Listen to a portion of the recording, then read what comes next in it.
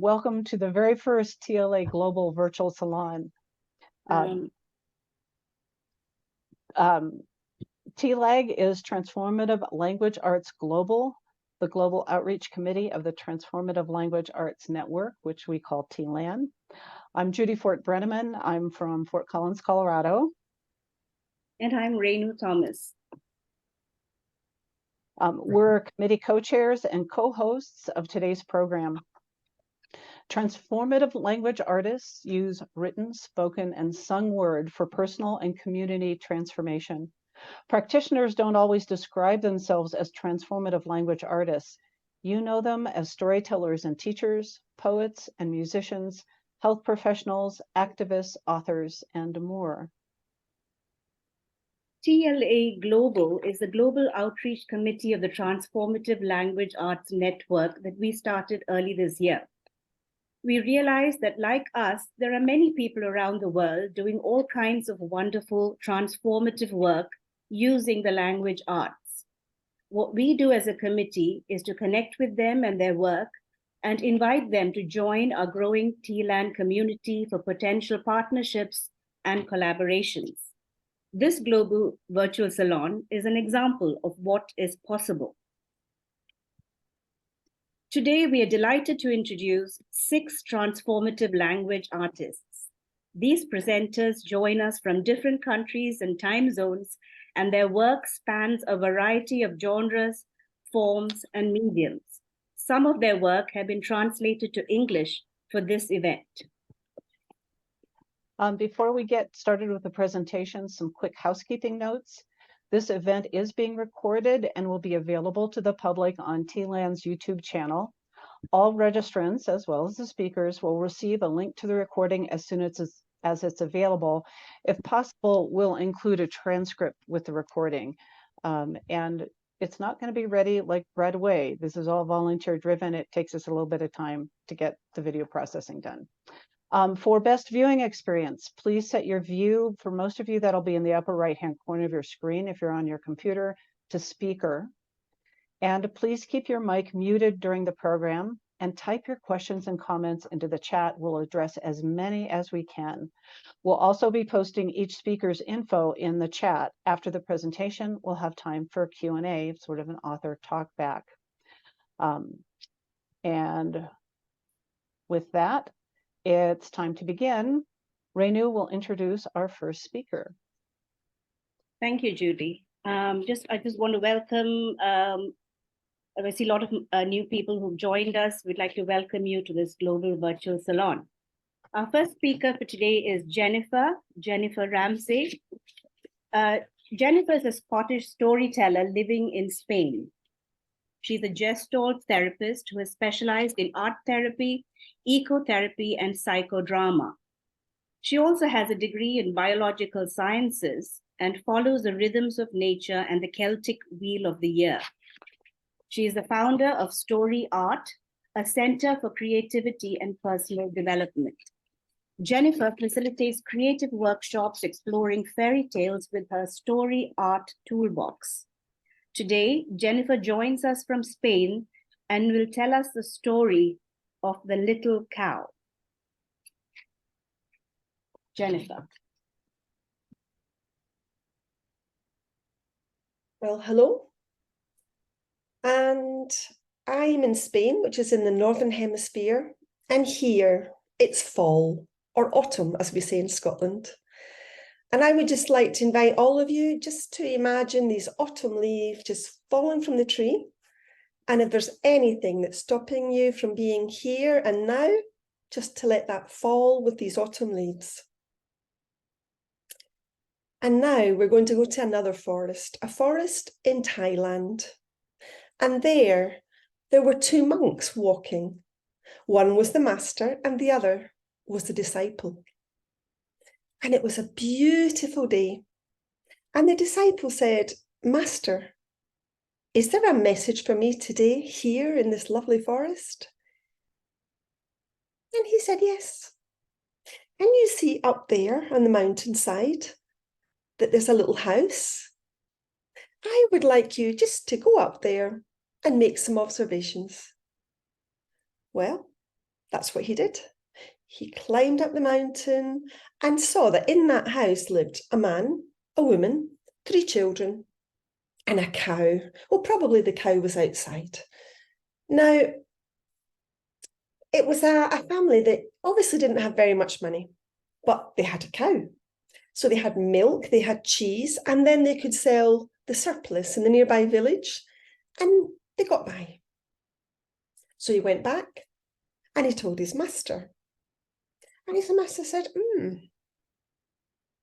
now I would like you to go back, find the cow, and push it off the side of the mountain. Sorry, master?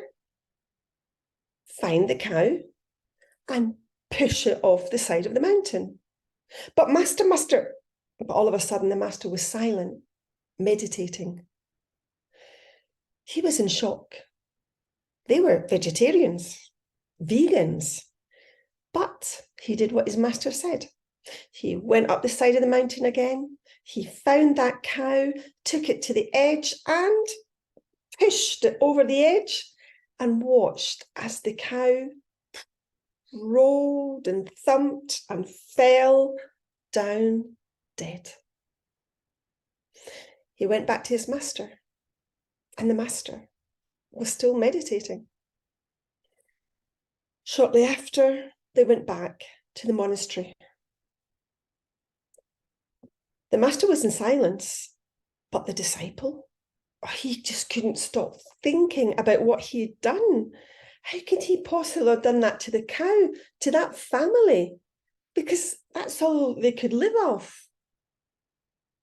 Well, for 3 long years, day and night, he went round and round and round in circles about why he had to do that. And in the end, he said goodbye to his master, left the monastery and went all the way back to that forest and looking for that little house. But as he looked up the mountain, he saw there was no little house anymore. In its place, it was a big house. And he thought, well, probably they know where that family's gone. So he went up the mountain, he tapped on the door. I'm looking for the family who used to live here. Well, when? Well, it was about 3 years ago. Well, that was us. No. Listen, it was like a family, and like they were obviously very poor. There was a man, there was a woman, 3 children, and a cow. Yeah, that was us. Ah, the cow. The cow, we don't know how, but the cow fell off the mountain and died. And that was the best thing that ever happened to us. Sorry? Well, look around, look at my house. We had always dreamed about making furniture. I mean, we're forest people. We're like, there's all this wood around us. But like, we never ever had time because we were always milking the cow and going to the village to sell it. But then when the cow died, there was nothing we could do. So we started making furniture, and everyone loves our furniture. Like, we made these, the chairs, we made the table, like we made an extension for the house, and God, we're just so much happier now. And that was when finally the disciple understood. Don't be afraid of changes, because perhaps something new, something different, something better is waiting for you.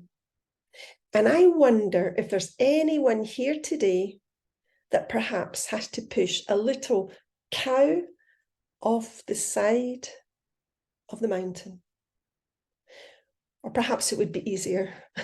Perhaps just write what you have to leave behind on the autumn leaves and let them fall.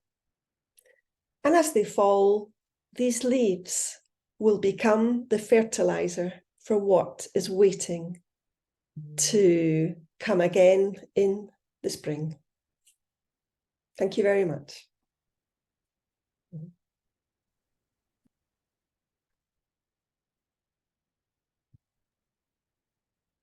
Thank you, Jennifer. That was Jennifer Ramsay from Spain. I was about to say Scotland there, Jennifer. with the story of The Little Cow. Our next presenter is Centa Therese. Centa is a poet, teaching artist and writer, and trauma-informed learning literacy, creativity, and neural resilience specialist based in Sonoma, California.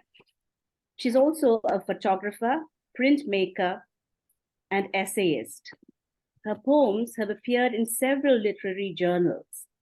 Her publications include a poetry collection, a lyric memoir, and Becoming Athena, a collection of poetic reflections from a writing circle she facilitated in a women's recovery home. Today, Centa is sharing poems from Becoming Athena, as well as some of her own poems.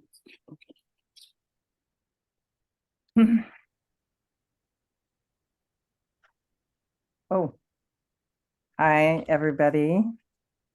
Thank you for the introduction. I'm going to just read, well, I guess you can't see it, from Becoming Athena. This is a group poem, so it's called Truth in the New World, and my teaching has to do with self-inquiry and an early recovery from substance abuse or any kind of addiction. There's this opening because your old way hasn't worked, and so there's so I like to play with that creatively.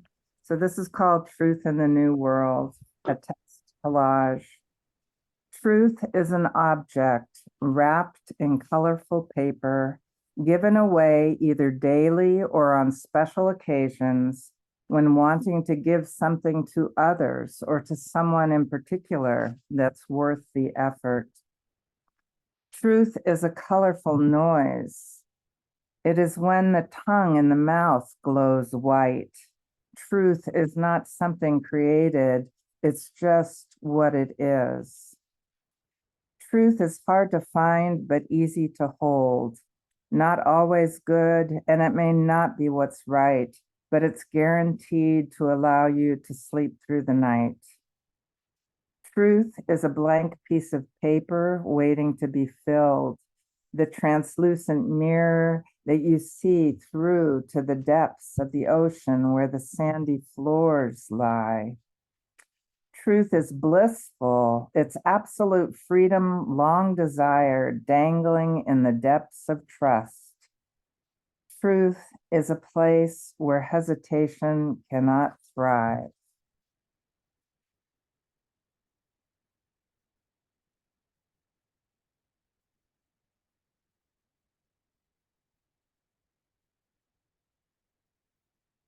And just one more called Remembering by Charlotte. I remember payphones, vending machines, doing chores, my first bicycle.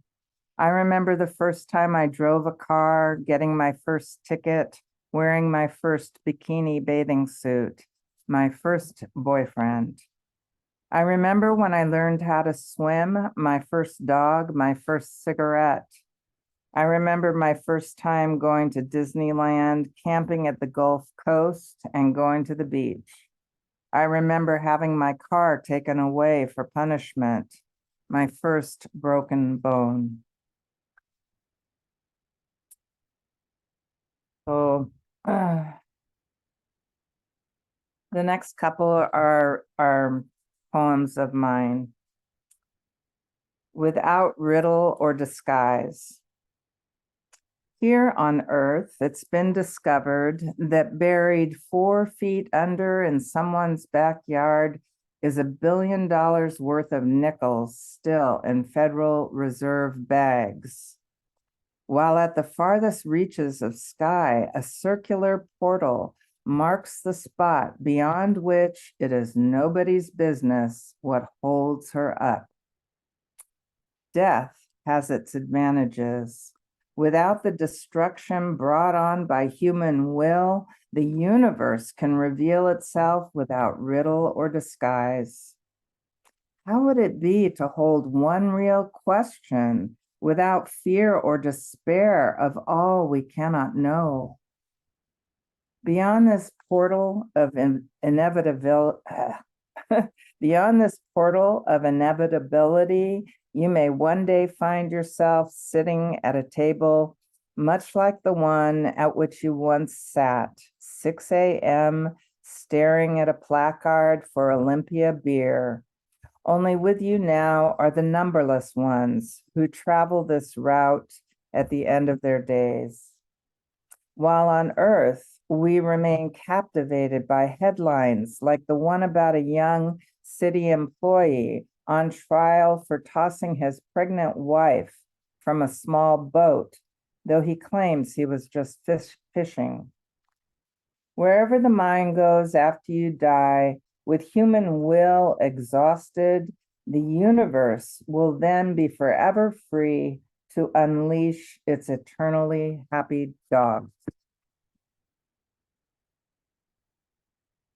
And one more. For all the darkness. Fear deceives, likes to dress up like some big concern. Things are shaky, make no mistake. A spine remains vertical for only so long. People, situations are mostly a rub, everybody glamorizing their reason for being. Why complicate? It's the season for waking in the dark. Maybe you sleep alone, whether or not a friend shares your bed.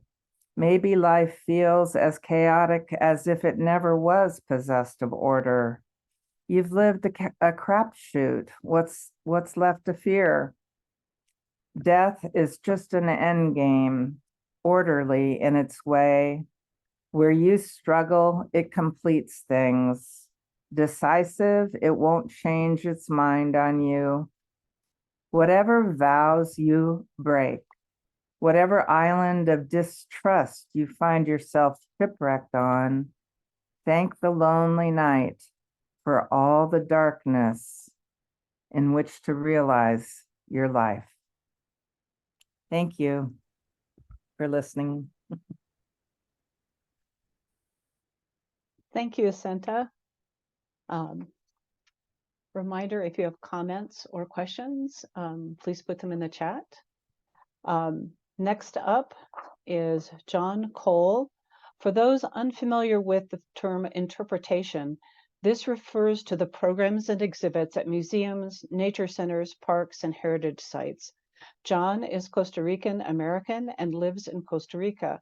He has participated in heritage interpretation as a planner, trainer, writer, blogger, tour operator, professor, and theorist, but has always seen interpretation as a part of something greater, whether protected area management, community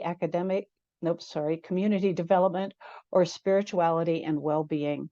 He has 2 books on interpretation and scores of academic, trade, and popular articles. He earned his master's at Yale University and his undergraduate at Dartmouth College. He will be sharing his thoughts on heritage interpretation, which is at its heart a spiritual practice. Vignette 1, Sacred Mijikenda Kaya Forests, Kenya, 1750.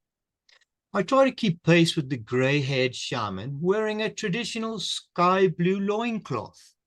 He gracefully flows over a rough trail as we enter the sacred forest. A dozen young men follow his lead in silence.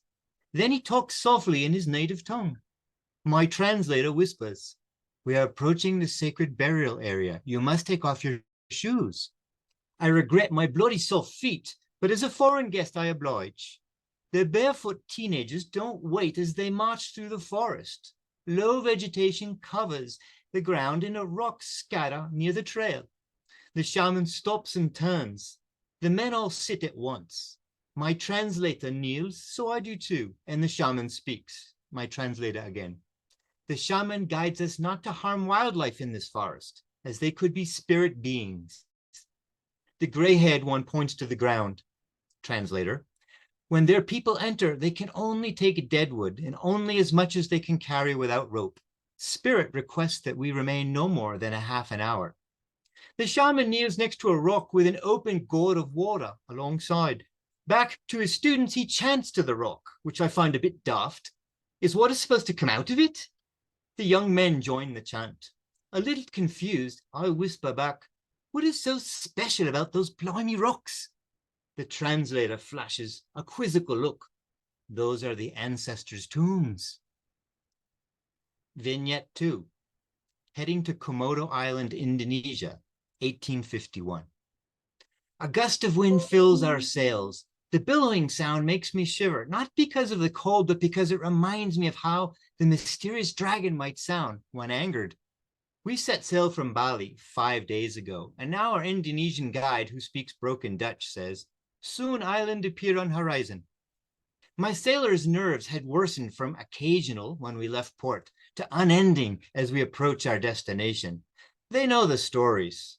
Other Dutch sailors had reported a creature that measured over 7 meters in length with a large body and head, breathing fire. To ease the tension, the guide gathers us to share a legend. Once a princess named Putri Naga married Moja from other side of island Komodo. She gave birth to 2 brothers. One had deformed body, look like lizard, other normal.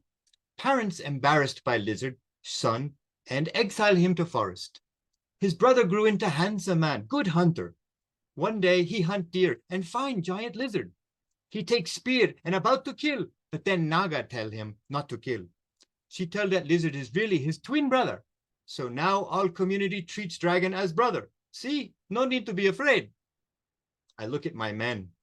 They traveled half a world to be here, hardened by the dangers of treacherous straits and fast-flowing currents. But this story did nothing to allay their fear.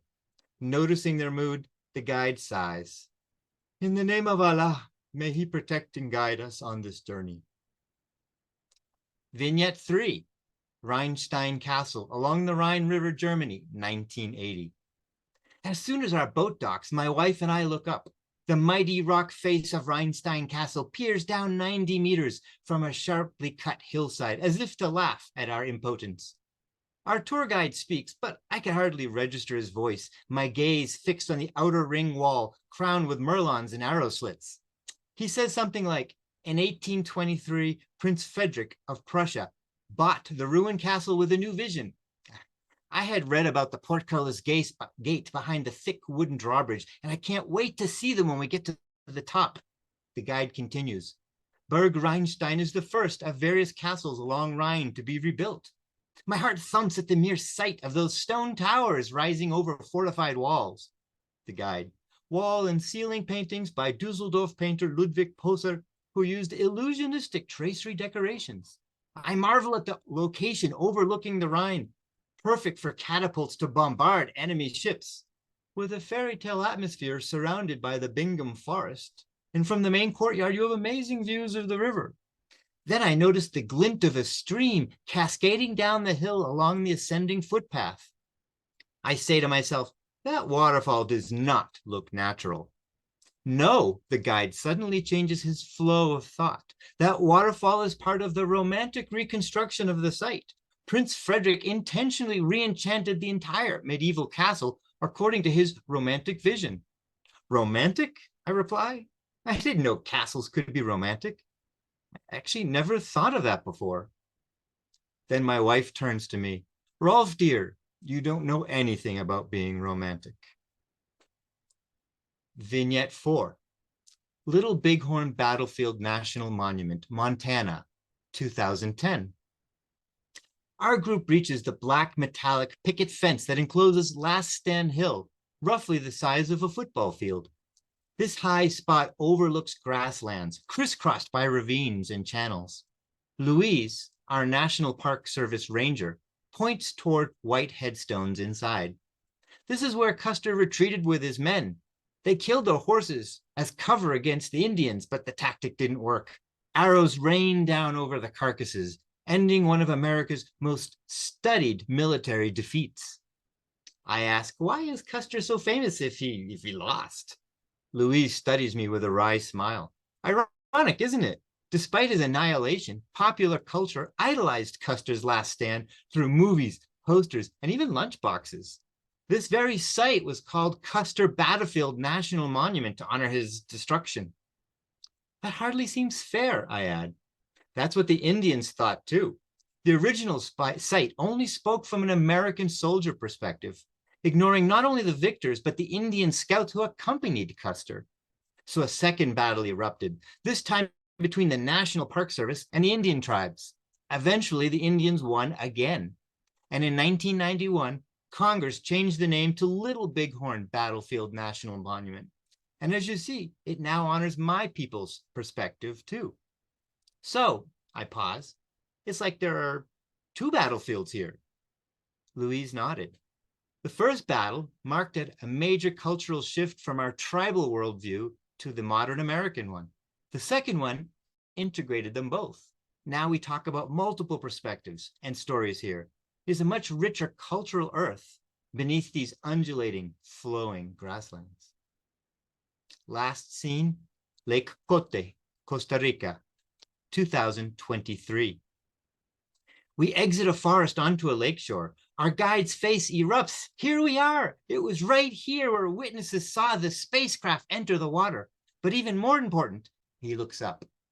Right over this lake, a Costa Rican government plane in 1971 was taking photos to survey what would become the Arenal hydroelectric reservoir. And on frame 300, there it was. To this day, no photo has the same detail or authenticity. I ask, but no one saw it move? The pilots never saw it until they developed the film. But there are so many tens of thousands of UFO sightings over the past 60 years that we know how they move. They accelerate instantaneously, they take 90-degree turns at high speed, and they fly equally well through air, space, and water. I rub my cheek. But even with all that, how could a UFO travel so far to get here, even at light speed? Great question. One way to answer requires that we first stop thinking in physical material terms. You know that quantum physics has already proven really strange behaviors like atoms that pop in and out of existence. Some scientists use the theory to explain psychic abilities like telepathy, remote viewing, precognition. Others study different energy fields like consciousness. When you put them together, you might understand why gods don't live on a material planet, nor angels, ghosts, or people who die and pass beyond. So maybe ETs use consciousness to move from one place instantaneously to another through other dimensions. Physicists call this quantum teleportation. My head is spinning. But what if there really are non-physical dimensions with other beings? What if creation is really so much bigger that UFOs can flow along astral highways? What has the guide just told me? Thank you very much. Thanks, Jon.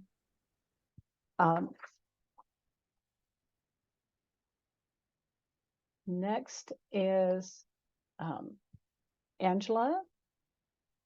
Let me ask to, okay, sorry about that. I'm juggling too many things right now. So thanks, Jon. Our next presenter, Angela Pfenninger, is also an author and interpreter, a costumed live interpreter living in Speyer, Germany. She works mainly for museums, heritage sites, and archives for whom she devises, writes, directs, and sometimes performs scripts about historical topics and personalities, spanning from the 1500s to the present day. She also teaches courses for interpreters and writes scripts for audio guides and comic books. Her agency also offers English-speaking programs and courses for heritage institutions abroad.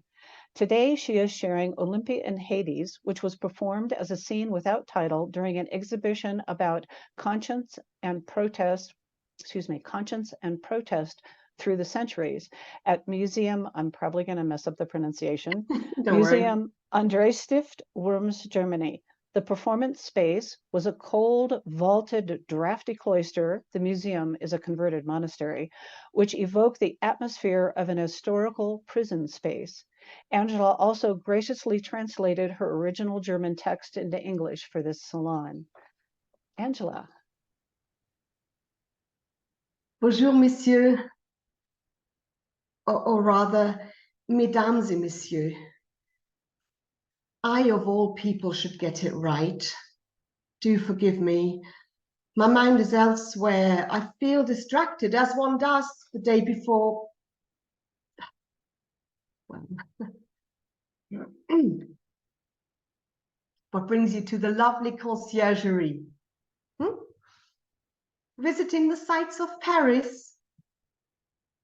Took a wrong turn during your walk along the Seine? Or are you here for the usual reasons? Agitation, high treason, or loyalty to the royalists, the Girondists, or God? It'll get quite crowded soon if new inmates keep coming in at this pace. The good thing about this place, yeah, that's good indeed. The good thing is that nobody is here for very long. You find me at my desk, my usual habitat. There's still so much to do, arrangements that need to be made, etc. I'm in the middle of writing a letter to my dear son, so if you'll be so kind to excuse me for a moment. Conciergerie, 2nd of November, 1793. My dearest, loveliest Pierre, I hope this letter finds you well. Thank you for asking about my case. The whole thing happened as follows. The day before yesterday, they handed me my written accusation. The moment this is delivered, as is regulated by law, I should have the right to see my attorney, or indeed any one of my acquaintance. However, this right was denied to me. At 7 o'clock last night, they made me speak in front of the tribunal. I demanded the assistance of the attorney I had chosen. They told me that he wasn't available or did not wish to represent my case. Due to his absence, I demanded another.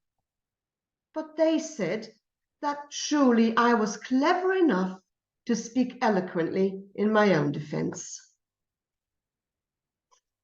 I never would have expected my own argument that women are intellectual equals to men to be given such a cynical twist.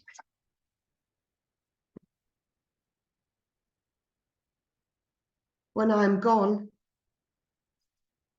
they will rifle through my things in the flat and sell everything for the state bursary, as they always do, except for my writings, I dare say. These they will have to hide or destroy. This kind of regime is not what we fought and suffered for. Make sure to strive for better justice during the time that is given to you, so that our beloved nation may not go to the dogs entirely.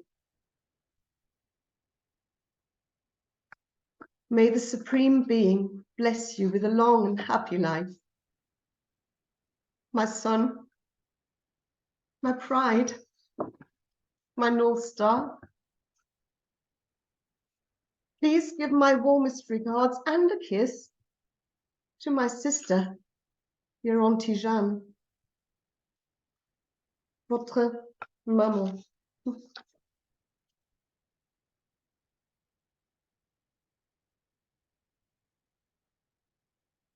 Warder? Warder! Such a miserable cretin. He has all the time in the world, which is more than can be said for any of us here. You. Now, this is a familiar face. Surely we have met before somewhere. I could have sworn it was at the theatre, at the premiere of my play, Zamor et Mirza. How proud I was to sign it with my name, Olympe de Gouges. A story about the consequences of slavery as exemplified by the fate of two slaves. What a commotion at the Comédie Française that night, eh? The scandal. Only 3 performances and they axed the production just like that. Too many complaints, they said, especially from colonists. Thinking back on it, it was obvious there and then that not everyone who supports the revolution and runs around clamoring for liberté, égalité, and fraternité actually takes these principles to heart.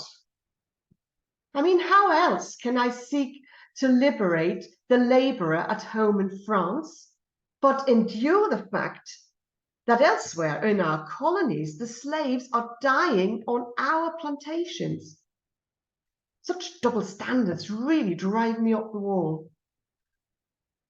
When I was a young provincial widow, I moved to Paris for the opportunities. Such a wonderful world of opportunities.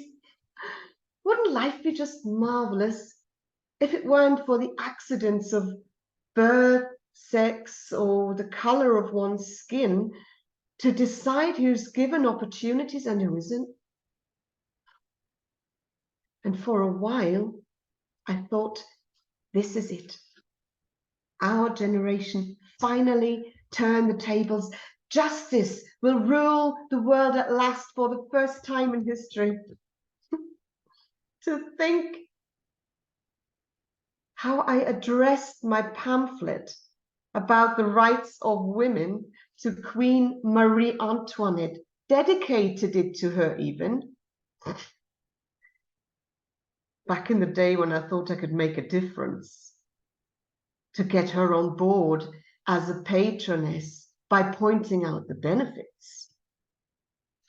You will never be incriminated for working to improve morals, nor for giving to our sex all the steadfastness of which it is capable. This revolution will only be complete when all women are aware of their deplorable fate and of the rights that they have lost in society. Madame, support such a great cause. Defend this unfortunate sex, and soon you will have 1/2 of the kingdom on your side, and at least 1/3 of the other half. These, Madame, these are the exploits that you should make known and use to your credit. Oh, bloody naive. Is it not possible to post a letter in this cursed place? Water! Well, at least there's one quote from my own writings I can still unabashedly stand by. From Paris to Peru, from Japan to Rome, the dumbest beast, in my humble opinion, is man.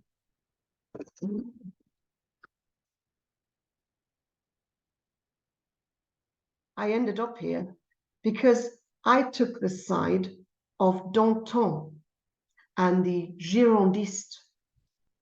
Honorable people, moderate policies. But in Paris, the tide turns quickly, and whoever is in charge today may be discharged tomorrow. Now the radicals are in power, at least for a while, long enough to get rid of me.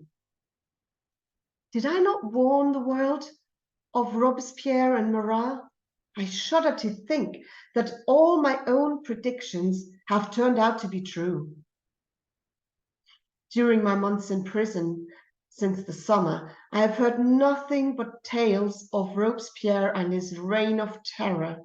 or so the newcomers keep saying. When they apprehended me, I was out fly posting. Now, since I cannot give a speech in public, the only avenue open to me was to spread the word, is to distribute pamphlets. I once wrote, "A woman is entitled to mount the scaffold. She must be equally entitled to mount the rostrum." That's from my pamphlet about the rights of women. Most likely you'll never get a chance to read it now. It was rather good, though, I say it myself. I've never been blessed with modesty, I'm afraid. It probably would have made my life easier, almost certainly longer. Now, I proceed to write the next and last chapter in my personal drama. Final act, scene 45. Place de la Concorde, afternoon.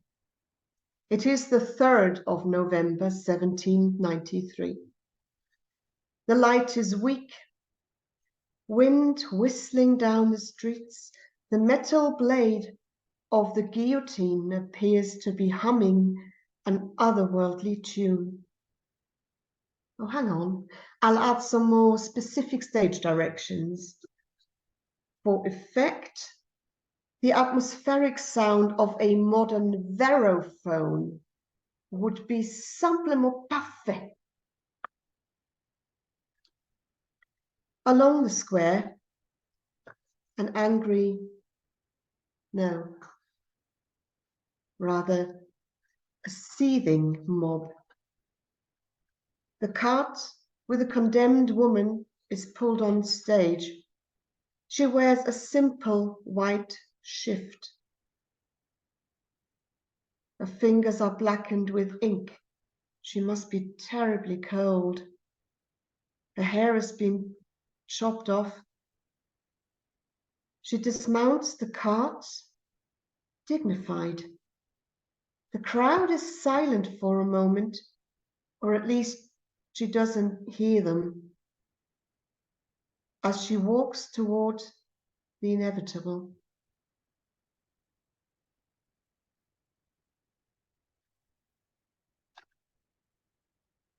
Thank you. Thank you, Angela. I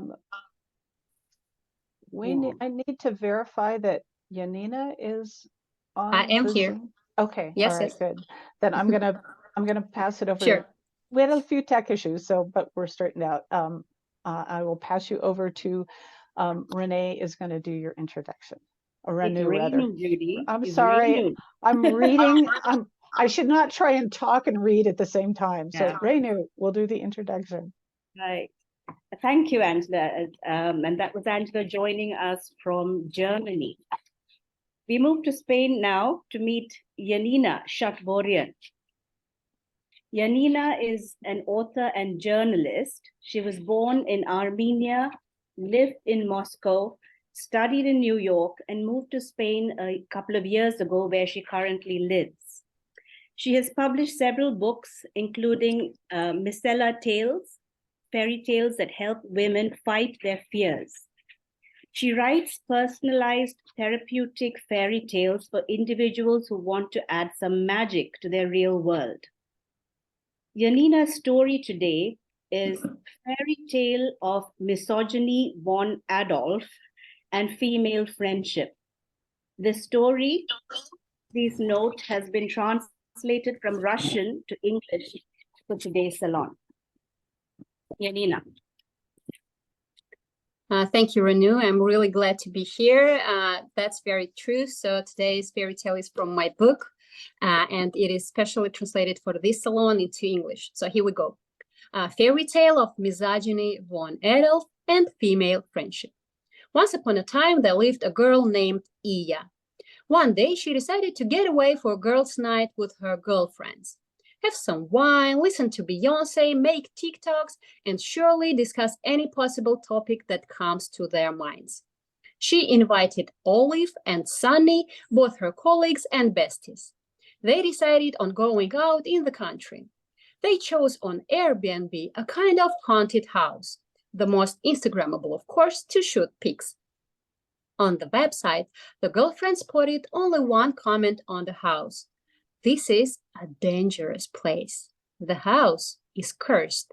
Its former owner was someone named Misogyny von Adolf, who couldn't stand women. The girlfriends only laughed, like truly, there's no limits to host creativity for promotion, and booked the house for the weekend. Iya, Olive, and Sunny arrived in the country. The house turned out to be exactly what they hoped, very tacky, verging on shabby chic. It was surrounded by a huge garden with lush greenery and beautiful white female statues. The girlfriends made themselves comfortable on the porch, drank Lambrusco, and took Polaroids.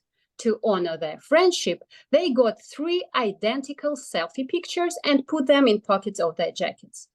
But the girls had no idea that the house was really cursed by that very Misogyny von Adolf, who had lived there for many years before her death. We don't know for sure what was her story and trauma, but she indeed didn't like people, especially women, although she was one of them. She cursed her house in her dying moments. Her unsettled spirit took possession of the house and swore that no woman would ever escape from there. Our girlfriends didn't think of von Adolf. They had a good talk, warm hugs, and went to bed, each to her room. That's when the house launched an attack. Iya, Olive, and Sunny began to have some intrusive thoughts. While applying silicone patches to her face, Iya remembered that once at work, Olive received a bonus and she didn't. She probably got the job because her uncle is loaded, Iya thought. She's as sharp as a sack of bricks. Anyway, men do Olive's kind of work much better than women. Her work demands full concentration and not emotion, tantruming, or PMS. I am an exception in this regard. I'm not like other girls. That's why I feel more comfortable working with guys, Iya thought. And at that very moment, Olive was lying in her bed looking on Sunny's Instagram. She, her friend, was so beautiful and adorable in these photos, but all of a sudden, Sunny noticed that her own boyfriend, Steve, liked one of Sunny's pictures. Certainly, 3 of them have known each other for ages and now walk together, and Olive actually never before thought of this. But at this point, the house walls whispered a suspicion into her ear. Is my bestie trying to steal my boyfriend? What the heck is this? My mother was right when she was telling me when it comes to men, you're on your own. Female friendship does not exist. Olive's thoughts were exactly the ones Misogyny von Adolf wanted her to think. So our 3 girlfriends fell asleep, muffled by cozy blankets and cloudy misogynistic thoughts spreading out all across the house. In the morning, Iya, Olive, and Sunny made shows on friendship. They went for a walk around the garden along the path between the beautiful sculptures. But in their minds, they kept burying each other. So a whole day went by.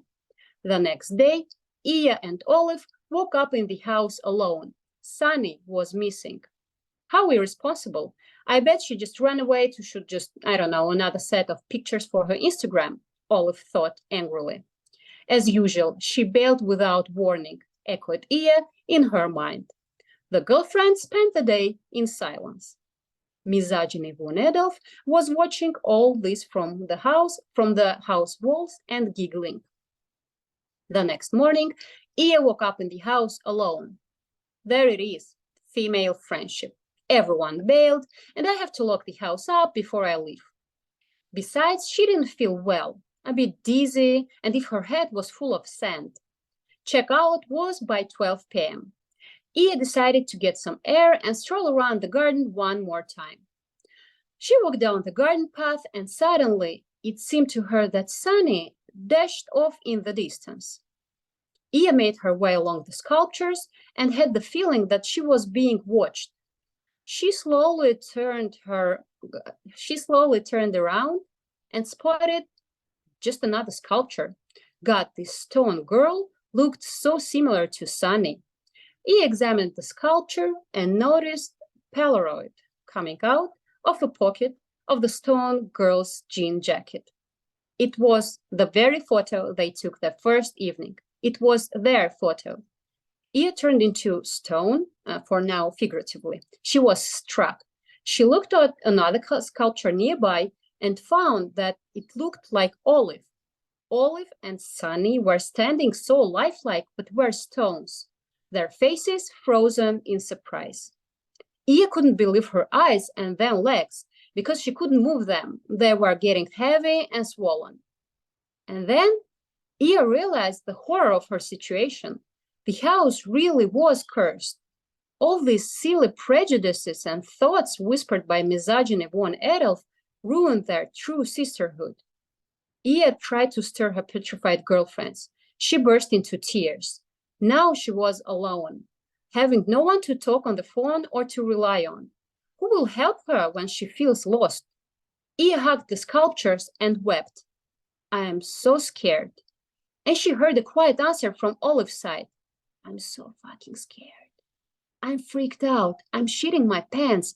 Ia could barely hear petrified Sunny. The girlfriends started crying together, feeling empathy for each other. Their tears, filled with true support and acceptance, melted the stone set by misogyny von Adolf. What a day. The besties couldn't believe this miracle. They gave each other a big hug. And then they realized that all the beautiful sculptures around were girls enchanted by misogyny von Adolf.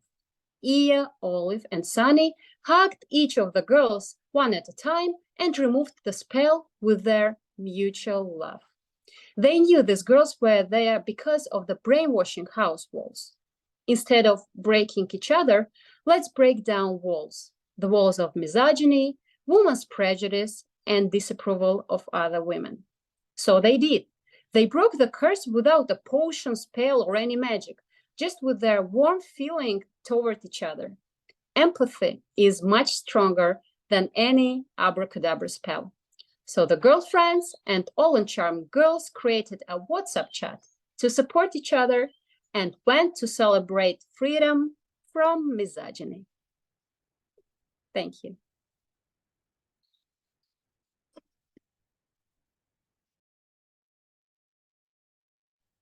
Thank you, Yanina.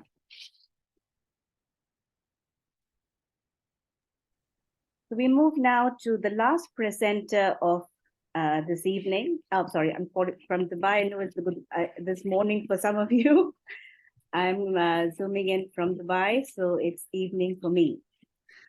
Our final presenter today is Robbyn Layne McGill. Robbyn is a freelance writer and transformative teaching artist who helps individuals and organizations embrace their creative power. She is the author of The Magical Art of Kissing Your Muse, an online creative mentorship course, and creator of the Messy Magical Muse Deck, Illuminate Your Creative Path to Happiness, which will be available by December of this year.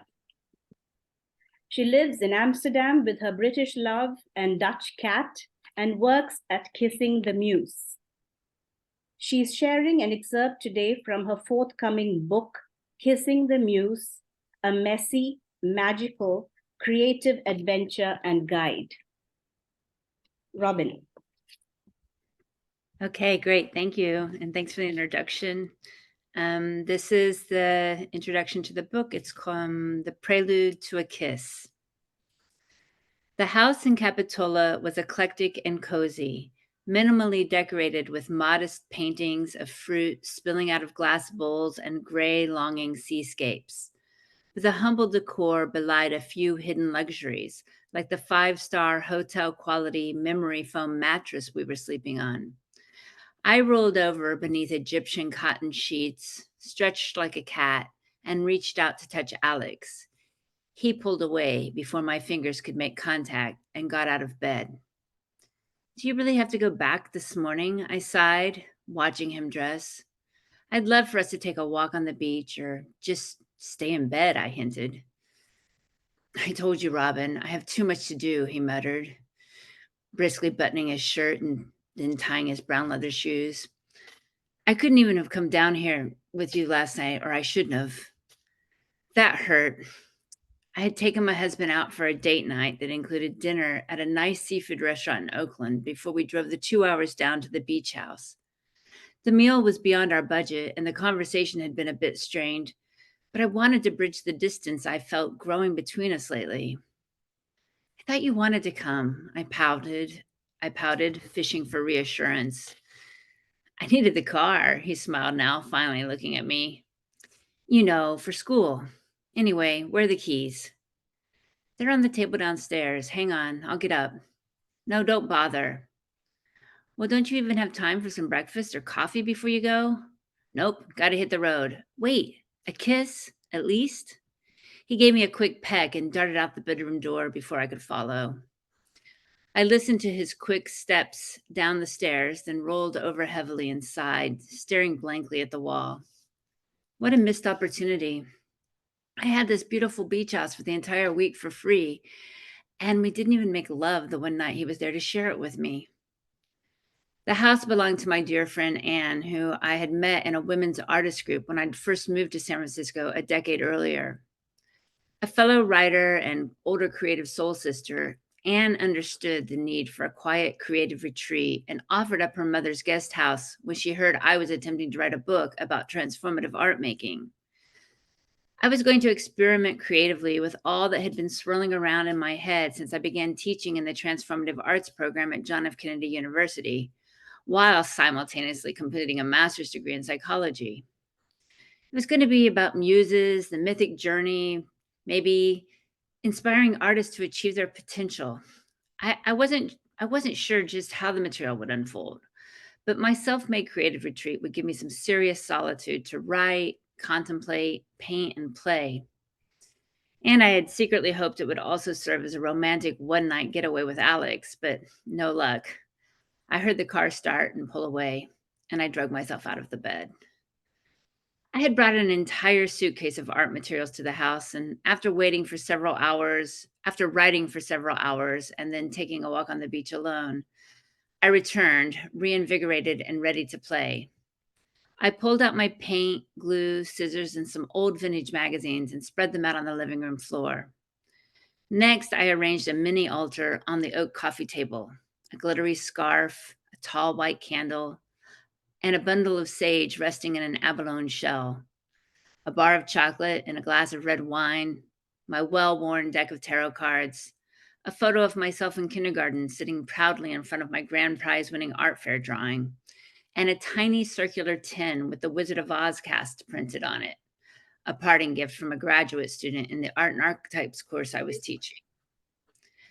I threw a comfy overstuffed Turkish pillow from the couch onto the floor, sat down in front of my altar, shuffled the tarot deck, and pulled a card. The Tower. Expect the unexpected, massive change, upheaval, destruction, and chaos. Well, better than death, I guess, I said, leaning the card against the wine glass. I broke off a bit of the chocolate and offered it to the goddess of creative inspiration, then lit the candle and held the sage over its flame, letting the pungent, sweet smoke fill the room. Once it was glowing, I waved the bundle in a large, slow painting gesture, swirling the smoke in front of my face. Closing my eyes, I was instantly transported, hiking up one of Mount Tam's dusty trails in Marin, breathing in the wild, dry sage growing there.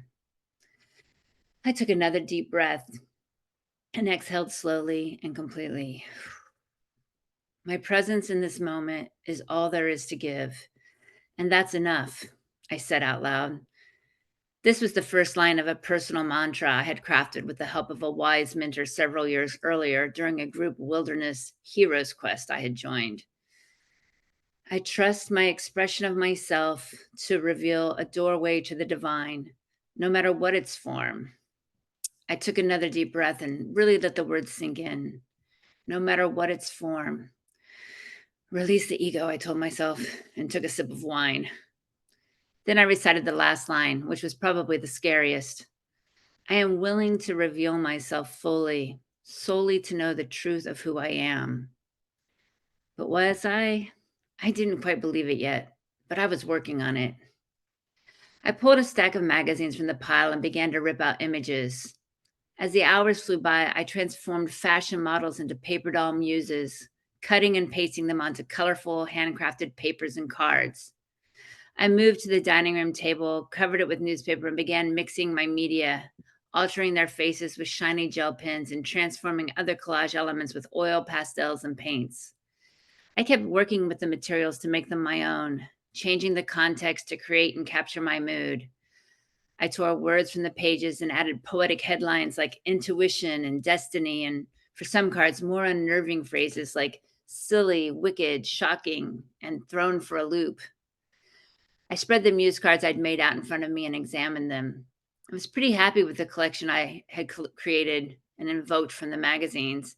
I'd even managed to create a few male muses, but I was vaguely aware that I didn't have any older women in my bunch or anyone who was specifically engaged in something creative. Oh, well, you can't force that, I said to myself, shuffling my supplies around on the table. And then suddenly, a beautiful portrait of a woman in her 80s popped out at me from the newspaper. She was holding paintbrushes in front of a canvas, staring wisely out at me. The photo's caption said, Picasso's Muse. The image was of Francois Gillot, for a decade over one of Picasso's many lovers and the mother of two of his children. I was a painter before I met Picasso, the article quoted Gillot, and that line struck me hard. I immediately made another collage card featuring this muse, and when I was finished, I stood back and admired my work. My self-made writer's retreat had revealed far more than I expected.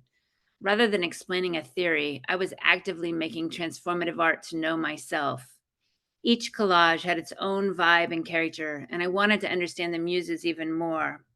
I grabbed my journal and while gazing at each card, began writing from the muses' perspectives. Somehow, almost magically, my decoupage muses revealed my inner truth and mirrored it back to me. The creative insights I gained that day gave me clarity in several areas of my life, and I knew what I needed to do next.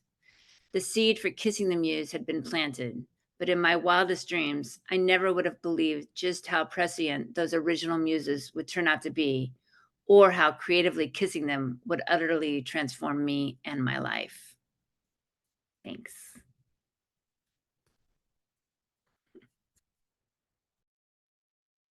Thank you, Robbyn. That was the last of our presentations today, and I'd like to thank all our 6 presenters who have delighted us with their stories and presentations. We'll move now into a time of question and answers where we get an opportunity to talk back to the presenters. Quite a few questions have come in, and Renu, first, yeah, I know. I have that. We'd like to encourage you to keep writing whatever questions or comments you have for the speakers in the chat box. Okay, we will, right. For those of you who joined us as guests today, we'd like to invite you to learn more about TLAN, the Transformative Language Arts Network. There's lots of good information on our website, and I think Judy is putting the link to our website on the chat. It's www.tlanetwork.org. In a couple of weeks, we have our much awaited Power of Words conference, and I'd like to invite Karen Miriam Goldberg, the founder of Transformative Language Arts Network and the current board chair, to share some information about this. Karen? Oh, thank you so much for welcoming me, and thank you so much to Renu, Judy, Ted, and the TLAGlobal committee, and all of the incredible presenters. On behalf of the TLA Network Board, and with my co-chair of the Power of Words Conference, Joy Zimmerman, who is here today, I want to warmly invite you to the Power of Words conference, November 11th. It is all online on Zoom. It spans 18 hours to make it possible for people around the world to participate also. This conference brings together over 24 writers, musicians, spoken word artists, storytellers, even Oscar-winning filmmaker Kevin Wilmot, and incredible singer-songwriters like Joy Zimmerman and others, to celebrate and explore the power of words for healing, performance, and changing the world. Please join us for workshops, performances, open mics, and other goodies, including after the conference, a packet of all workshop handouts, recordings of performances and other sessions, bonus performance recordings, and even a discount coupon for future TLAN classes. We don't want cost to be a barrier for anyone. We have a special $50 US rate for students and people on limited incomes. And we also have a $25 international rate for people who live in places where the dollar doesn't translate equitably. A side note, we have 3 marvelous online classes starting Wednesday, including a life-changing class with our own Renu Thomas, who co-chairs the TLAGlobal committee, a wonderful class on the heroine's journey with Kate Farrell, who is here, and the very uplifting monologues and memoir class with Kelly Dumar, plus Robbyn, who you just heard from, is teaching a really astonishing class this January. You can see all at tlanetwork.org. Thank you.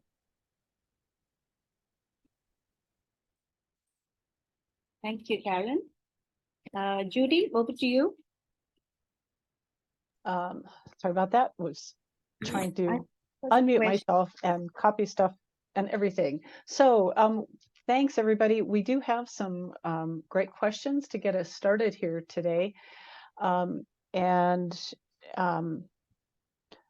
If the speakers, if our presenters could unmute themselves, I think that'll be easier than me picking through the whole thing. Anyway, so our first question is that for many of us, the realization that much of our work falls within transformative language arts was a surprise. So for each speaker, if you could briefly tell us a little bit about how you discovered the overlap with transformative language arts, or how transformative language arts informs your work, or kind of that general vicinity of how you connected with TLA.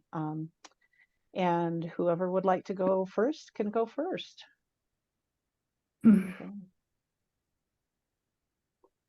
I can go if there's Sure. Yeah. Yanina? For me, that definitely was a surprise, because I was writing fairy tales and making some working as a copywriter. So I really loved working with text, but I was just Googling any workshop or something that is connected with text that helps like therapeutically, like a therapy. And I just accidentally randomly came across website of Karen Miriam Goldberg, one of the founders of TLA.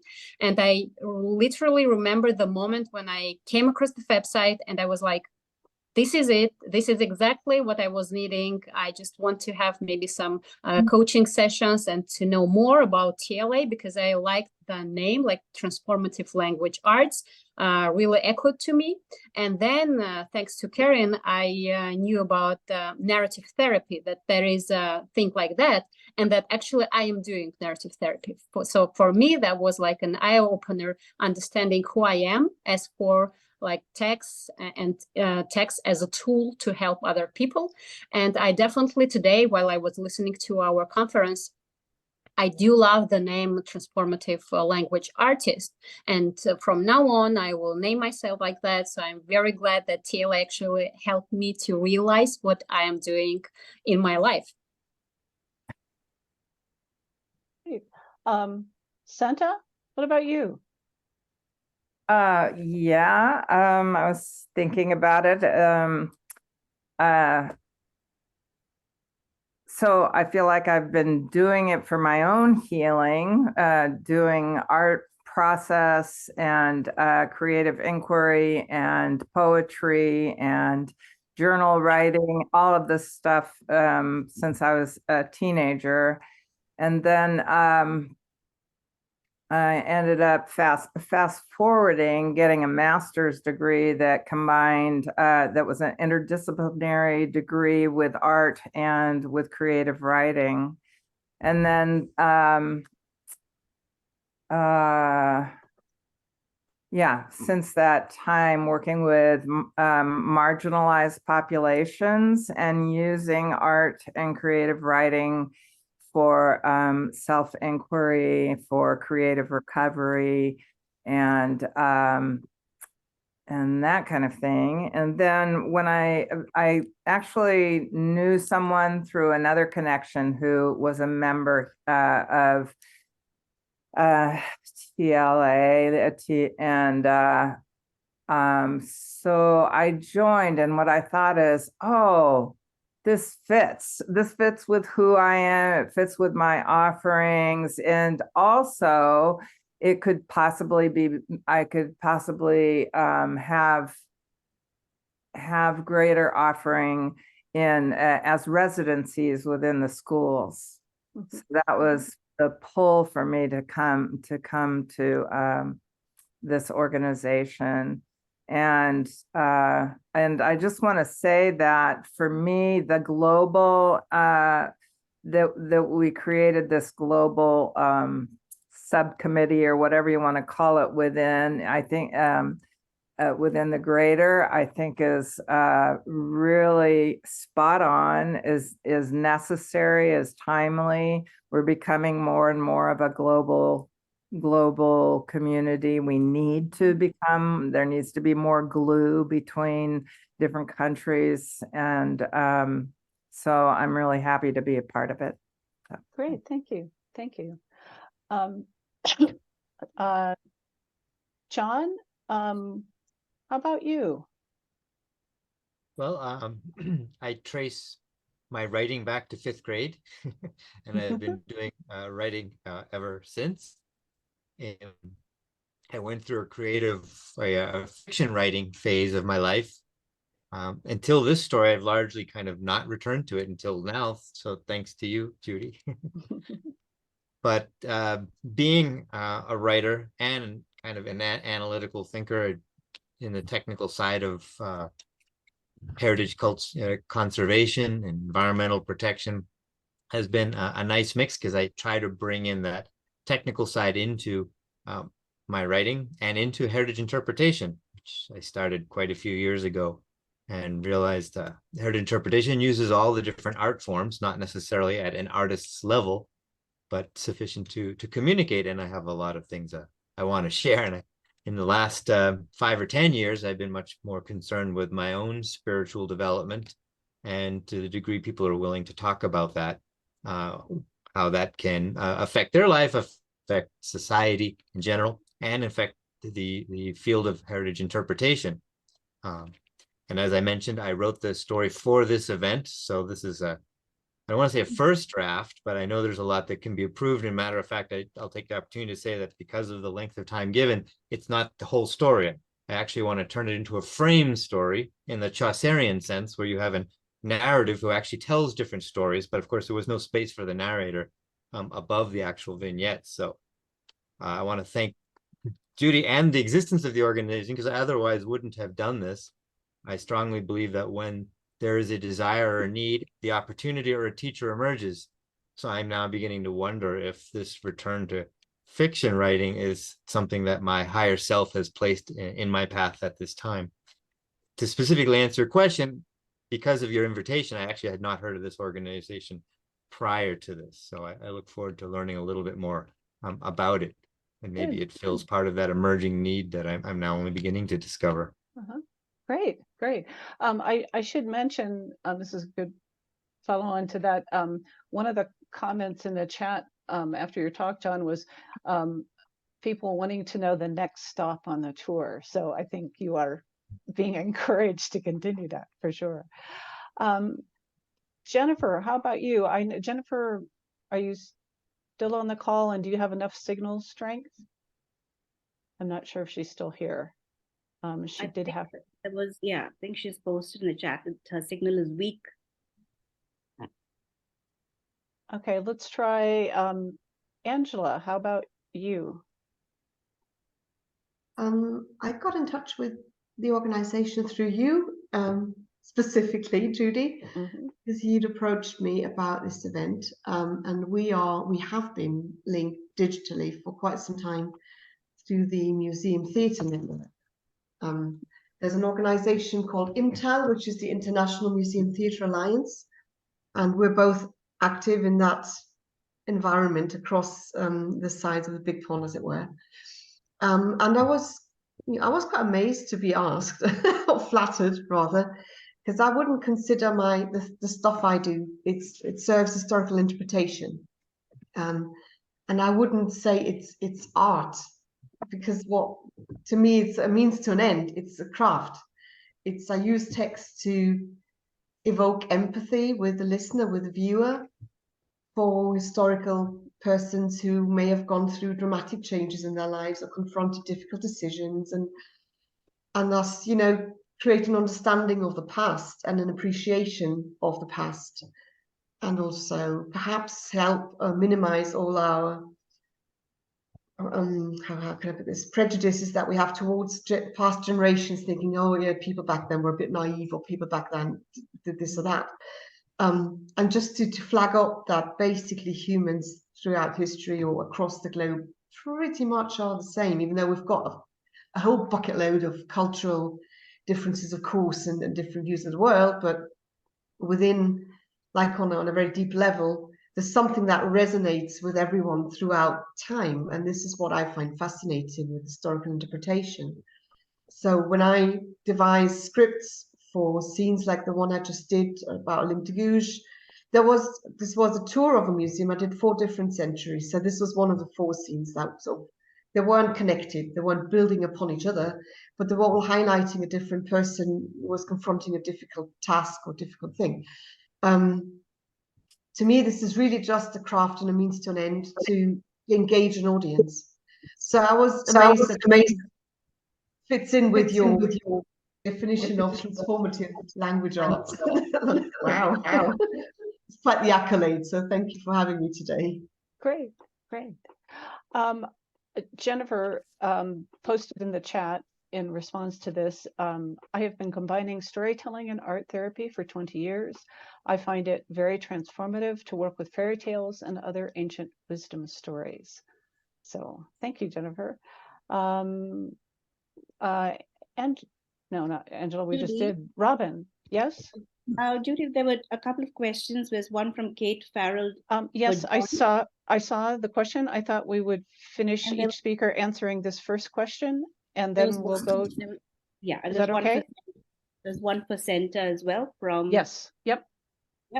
Thank you. I've caught both of those. So Robbyn, back to our first question about the intersection of the work you do with transformative language arts. Okay, sure. Well, it's really, synchronicity, I would say, is a good way to describe how I came to know about TLAN. I used to teach in a program called Transformative Art at John F. Kennedy University. They had a graduate and undergraduate program in transformative art in the Department of Arts and Consciousness. And it was, magical. I was like, people would say, how did you get the perfect job for you? Because I had already been doing work from Julia Cameron's The Artist's Way and doing the Hero's Quest, as I mentioned in my story. I was just really passionate about personal growth through creativity. And so when I had that job in the Transformative Arts program, it was like just a dream come true. But of course, it was really hard to keep enrollment up because it was such a esoteric program. And eventually they closed the program. And so when that happened, it was really sort of devastating. But we all, kind of said, well, I think we're just going to have to go out in the world and, take these seeds of transformative art magic out into the world, out into bigger places. We can't just be in this little bubble. And that's what, the universe wants us to do. So it was really a shock because, I left San Francisco as well. And it's like, there wasn't a transformative arts community in England that I discovered right away, and then I moved from England to Amsterdam, and it was a little bit more creative. But a former colleague of mine from JFK University told me about Transformative Language Arts Network, and then it was like, oh, finally, I'm back with my people. So I started working with the TLAN, and took the book I was writing and changed it. I developed it into a course, which was also very helpful for me in the same way Jon was talking, in shaping my offering for the world, because I had this platform for it in a different way that didn't require me to finish the book yet. And in fact, it helped me develop it. So I find it really valuable to stay connected with people, to also keep reflecting back to me, like the work that's important to me in the world, because it's easy to get off the path when you don't have a community around you that is valuing it. So yeah, I guess that's my. Great, thanks.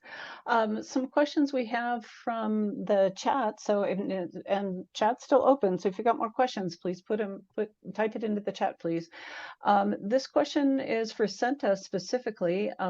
Susan asks, what was your process for the group poem, that one that you started with?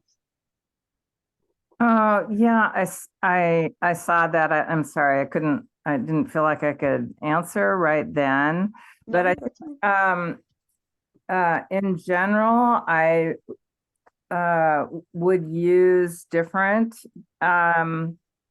exercises to create collaborative works, usually at the beginning of a session, and to kind of make people less self-conscious about their words, and to get it off the I am the writer kind of thing. I think that one in particular was just putting out the imagine truth in the new world, what would it be? And just to open up people's belief systems, or just if you had a choice to create your own, the truth for the world, so, and then what I would do with people's writing is everybody had a notebook, and I would take them home and print the poems individually, or in the case of a group poem, just put them all together and then pass them out the next week. And so I think that's what I did with that one, was individual pieces of writing and then just collage them together. Great, thank you. This next question is first for Jon, but then possibly to open up to our other presenters. Kate notes that noticed your use of shaman early in your tour. Do you or the other presenters see a similarity in the shamanic tradition and TLAN, in similarity in the shamanic tradition and transformative language arts? Well, I guess if that's for me first, I can't say I know the organization well enough to compare those two things. I would say that kind of a tribal worldview in which shamanism originally evolved wasn't really about transformation. I mean, it was a survival strategy, tribal, to deal in a world full of spirits, some friendly, some not friendly. Shamans had, of course, a higher level of knowledge, a higher sensitivity to the non-physical dimension, which allowed them to kind of mediate that. So I'm not sure I would call that transformational, but the person, or Kate, might have a different idea of what she means by the shamanic tradition. So, but let someone else answer. Great. Kate, do you want to expand on your question at all, or you want to just see where it goes? Should I put it in the chat? No, you can, since we're actively back and forth here on this, go ahead and Okay. tell us. Yeah, I was thinking of the shaman when the role of the shaman becomes a guide, particularly in the quest and the vision quest, which does, assume that the shaman does have a different kind of level of understanding and connection to a bigger context. True. In that sense, I do agree with you, and that's how the sense I kind of used it in the story. The shaman was a teacher. Originally I had a group of children, but then I talked to someone from Mombasa who knows that tribe and said no, children aren't allowed in sacred forests. So I had to up the age to avoid the faux pas. But the idea in my story is that shamans were the original guides, the kind of the original teachers in humanity. So in that sense, on an individual level, definitely transformative. So I take back my previous comment. Now that you've clarified. Oh, thanks, Kate. Thanks, John. Any of our other speakers have thoughts, comments about shamanic tradition or teaching guiding tradition and transformative language arts?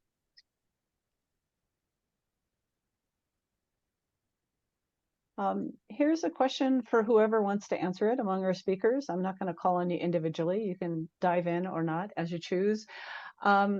What drives you? What inspires you or motivates you to create? And the flip side of that, which is what gets in the way?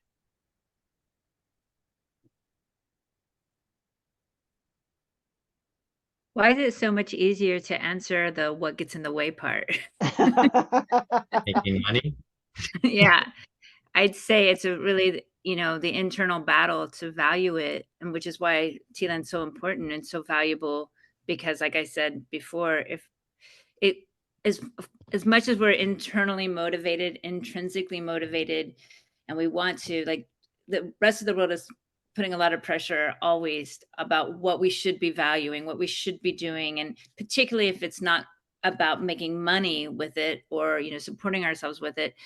There's just so many other things that you can get that quick fix of external validation, a paycheck, something on LinkedIn, a like, but if you've got a community that's reflecting it back to you, it helps. Once we do it, that internal motivation is all we need. It's like you just feel it, you have it in your heart and your soul. That's what motivates me to do it. But I forget that, and that's exactly when I need it the most, is when I've forgotten. But for somehow, you start to get lost a little bit. So yeah, it's just really not what motivates me, is that feeling of that's really deeper and more valuable than the external validation. But yeah, sometimes I need that little shove, that little push, that little nudge, or just that little, hey, no, it's important, but I don't get that from my everyday real world. Good.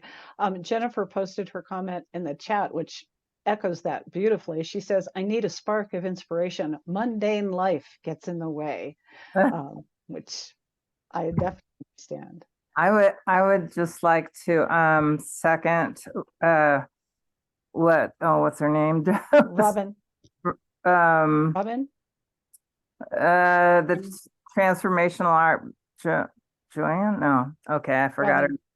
What was okay. just said, I want a second. And somebody, well, actually it was my therapist, my movement therapist, who asked me, well, like, what keeps you going, and I found this quote. I am driven by the yearning to learn how to live, how to lead a meaningful life, the fear of not having yet learned how to die. Maria Popova. And I would just second. It's like, that's the thing about this organization, is that there aren't organizations like this that really address that there are those of us who are creatives, and we need I need a support system. I need that's not about just making money, although I need to make money as well, and when there is so much in the world trying to pull you away and say something else is, that this isn't valid, like a program loses its, has to shut down in arts and consciousness. To me, it's like, what's more important? I mean, besides food on the table and a roof over your head and maybe less war, but how do you get to those places? By changing the consciousness of people, right? Not, yeah. So good. Thanks. We probably have time for one more comment from a speaker, and then we'll need to wrap up. Would somebody else like to talk at all about inspiration, motivation, creative blocks, or shall I shift? We have a question coming in at the last minute. Rochelle says, I have an interest in the keeping of a personal diary or journal across a lifetime. The Diary, the Epic of Everyday Life by Ben Amos and Ben Amos. What is your experience, if any, of the role of writing down the inner voice dialogue in the healing transformational process? Do you keep a diary? That's a long and complex question. Would one of our speakers like to address that briefly, perhaps? I can answer by saying yes. And I'll answer yes. Started with a diary, as a kid. Yeah. My diary, though, is very thematic and very recent. I call it the subtle journal, where I write down things that have to do with my spiritual journey and my experiences with the subtle realm, and how that interacts with my psychological development. I think and dreams as well. If you don't document these things, you forget them, or they don't stay in your consciousness, and it's hard to grow at this stage without being very conscious and intentional. Mm-hmm. So it's not a general diary, if Good. there's such a thing. Good. Thanks. Okay. I think Kate had a great line about on the previous question. She says, the little cow getting in the way. That's great. Yes, the little cow getting in the way. All right, we are now at actually just past the top of the hour. So it is time for us to wrap up. That's all the time we have for. I could easily spend the rest of the morning / afternoon talking with everybody. It's been really lovely. I want to say thanks again to our speakers, to the Transformative Language Arts Global Committee members, and to Transformative Language Arts Network itself. And to please remember for all of our participants, first of all, thanks for being here. It's been lovely. I'm so glad so many people showed up. Please visit the TLAN website for more information. There's lots of good material there. And we hope you'll join us for the Power of Words conference, which, yes, the acronym is POW, which I think is great. It's on November 11th, all day online, so you can join from everywhere, and it's cheap, and it'll be fun and really interesting. The links where you can connect with today's speakers are on the chat. Also, keep an eye on your email. Sometime in the next couple of weeks, we will be sending you the link to the recording. And we appreciate your patience in getting that out, but it will be available on the TLAN YouTube channel as soon as we can get that done. So Renu? Yes, thank you. Thank you, all of you. And especially to Ted, thank you so much for your support. Yes. Can't forget you. We consider you as part of the TLAN family. It's been an honor and pleasure to host this event, and we hope that more people volunteer to participate in future salons. Tell your friends, and please join our growing community. Right. Thanks, everybody.